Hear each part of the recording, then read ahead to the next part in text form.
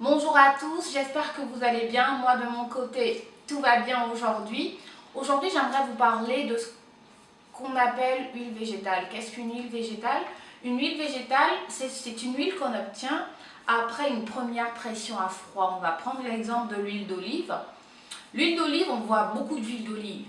Mais quand quelqu'un vous dira c'est de l'huile végétale à base d'olive, dites-vous bien que c'est une huile qu'on a obtenue après une première pression à froid. Donc c'est une huile qui garde tous ses nutriments, qui garde toutes ses propriétés. Donc elle est meilleure qu'une huile obtenue après pression à chaud ou après deuxième ou troisième pression à froid. Je vous embrouille, j'espère que je ne vous embrouille pas et que vous avez bien compris ce qu'on appelle huile végétale. Donc, qu'est-ce qu'on peut faire de ces huiles végétales? Les huiles végétales, elles servent à beaucoup de choses. Certaines utiliseront pour des massages, certaines utiliseront pour les propriétés. Par exemple, on va prendre l'huile végétale d'amande douce. C'est très bien pour le corps, ça adoucit la peau et ça donne une peau de bébé. Voilà pourquoi elle est recommandée pour les bébés. Voilà pourquoi en Afrique on l'utilise beaucoup pour les bébés. Dans certaines crèmes on vous dit à base d'amande douce parce que l'amande douce est bien pour la peau.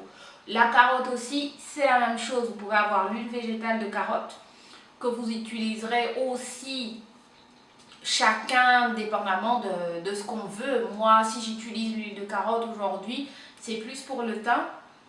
C'est plus pour le teint parce que c'est anti-tache. C'est très nourrissant pour la peau. Même si c'est légèrement coloré, mais vous pouvez le rajouter un peu dans votre crème que vous mettez habituellement pour le corps et c'est très bien. Aujourd'hui, je vous parle des huiles végétales parce que moi, j'utilise des huiles végétales pour mes cheveux, pour mon corps, essentiellement parce que je trouve que c'est très bien et que c'est vrai que le rapport qualité-prix, c'est quand même assez cher, mais pour ce que ça fait, je crois que ça en vaut la peine. Donc je vais vous parler des huiles végétales, je vous montre ce que moi j'ai dans ma petite collection actuellement. Les flacons sont presque au milieu parce que je les utilise. J'ai l'huile végétale de carotte, comme je vous disais, pour moi je le mets dans ma crème de corps. C'est anti-tache, c'est très nourrissant pour la peau. L'huile de ricin que vous connaissez en huile végétale, c'est très bien pour les cheveux. Je m'en sers en bain d'huile aussi. Et je vous expliquerai ce que je fais pour me bain d'huile avec les huiles végétales. J'ai l'huile de jojoba, je m'en sers aussi pour ma tête. L'huile d'avocat, je m'en sers aussi pour ma tête. Donc ce que je fais avec mes huiles, l'huile de carotte, je mets dans ma crème de corps. C'est mieux que tous ces produits éclaircissants parce que je vais du principe que nous toutes, on a de belles peaux. Et qu'il suffit de mettre en valeur ce qu'on a. Mettre en valeur, ça veut dire l'embellir, la rendre lumineuse, la rendre plus belle, que ce soit pour des européennes, des métisses, des blacks, tous, on a toute une belle peau, il suffit de la mettre en valeur, il faut embellir sa peau. Donc, pour les autres huiles que j'utilise pour ma tête, pour faire mes bains d'huile, selon les besoins que j'ai, ça veut dire que ma tête, des fois, je vais avoir des cheveux très cassants, pendant une période, ou pendant une autre période, je vais avoir des cheveux très secs.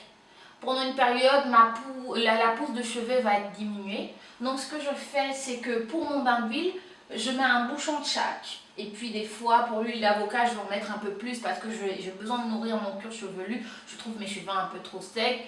Des fois, je vais mettre un peu plus d'huile de ricin parce que je trouve pour un peu stimuler la pousse. Donc selon les besoins sur le moment, je rajoute plus ou moins d'huile. En ce qui concerne les quantités, je me fie à mon instinct, j'en mets pas trop parce qu'après il faut bien sûr vous dire quand on fait un bain d'huile, on ne laisse pas l'huile sur la tête. Ça nourrit, ça fait ce que ça a à faire pendant le moment que ça a à faire avec un wrap ou un film plastique. Mais après il faut shampouiner, il faut tout nettoyer. Le cheveu nourri, après vous voyez bien que la texture du cheveu elle est différente, le cheveu est plus soyeux, le cheveu a l'air plus vivant et c'est le but. Pour le corps aussi c'est la même chose, c'est dans le but de nourrir, mais on ne le constate pas dès la première fois. Il faut être persévérant, il faut l'utiliser au quotidien, c'est des gestes, c'est vraiment une routine à laquelle il faut s'astreindre et puis il faut s'y tenir. Donc voilà pour mon post pour les huiles végétales. J'espère que vous irez vous renseigner chez des herboristes, en pharmacie, parce que elles ont des propriétés que je trouve satisfaisantes. Au lieu d'acheter des crèmes où on ne sait même pas ce qu'il y a dedans, au lieu d'acheter des crèmes où les produits des fois sont déconseillés pour certains types de peau, en huile végétale, on ne prend aucun risque. Et c'est ce qu'il faut. Il ne faut pas prendre de risque avec sa santé, il ne faut pas prendre de risque avec son corps, il ne faut pas prendre de risque avec ses cheveux. Il faut toujours se donner la chance d'utiliser les meilleurs produits. Et les meilleurs produits viennent de la nature. Donc, faites-vous plaisir. Sur ce, au revoir et puis à la prochaine vidéo. J'espère que le sujet sera intéressant.